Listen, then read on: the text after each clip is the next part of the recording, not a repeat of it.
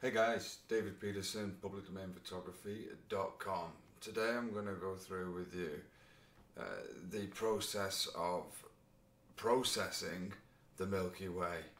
Now, what I did for my Milky Way originally was I used a 12mm lens, ISO 1600, f-stop 2.8, exposure time 25 seconds.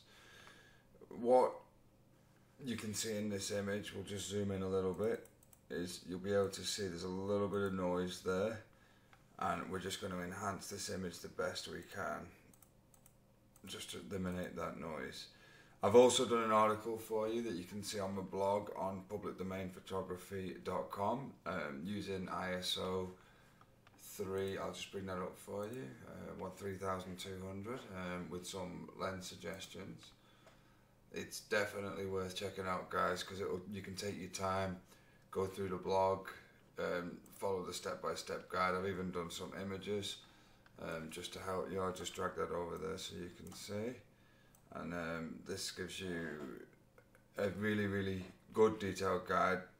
A couple of thousand words there with progress as we progress through. So that's something definitely worth checking out when you get a chance.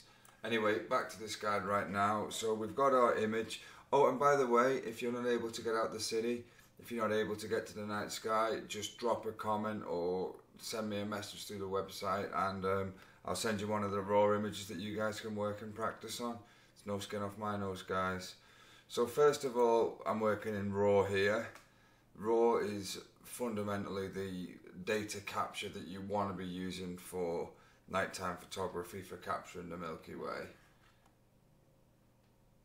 It's always done long exposures, but just be aware, guys, that anything over 25-30 seconds you're going to start seeing star trails. Now that's a tutorial in itself. Now let me just show you here. We'll hit the auto, yeah? Absolute mess. Absolute mess. No point in this even going anywhere near auto, so we'll just default that. So let me show you the settings I've used here. Okay, so a +1 on exposure, temperature 3400, tint 10, and clarity a +6. I've adjusted the input and output of the tonal curve, and we've got an input there of 109, input 111, output 105, input 136, output 166.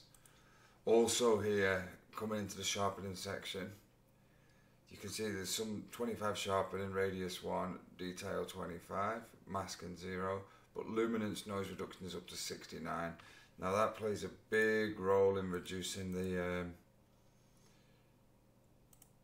amount of digital noise in the image, and unfortunately, even with the good technology we've got today, it's not something that we've been able to do. Now, we've not been able to fully eliminate it yet when we're taking objects that are so far away. So, as you can see, I've not had any colour to it. I'm a very, very natural photographer. I much prefer to get it as close to the reality as it can, but without reducing quality. However, there's no reason that you can't have a play with these settings at all and get the colours that you want for your particular image. Everything else was left as it is, okay? So just slight adjustments here, and we'll open that image. So that's pretty much it, guys. I'd be happy to save that image, publish it straight to publicdomainphotography.com for download.